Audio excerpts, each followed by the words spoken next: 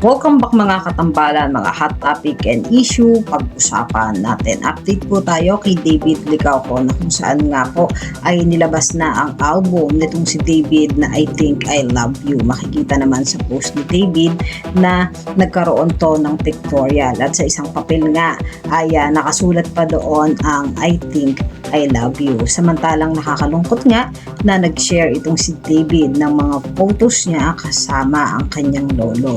At ito nga ay tribute ni David para sa kanyang lolo at ang sabi pa nga niya dito, daw niyang post ay the wisest man I know, always chasing greatness, always sharing his wisdom. Thank you for the life talks, the lesson, the power of your mind.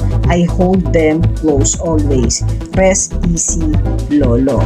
Yan yung mga sweet moment ni David na kasama ang kanyang lolo at pumanaw nga po ang lolo nitong si David at kaya naman po nagkaroon ng tribute itong si David sa pamamagitan ng post ng mga photo na kasama po niya ang kanyang lolo.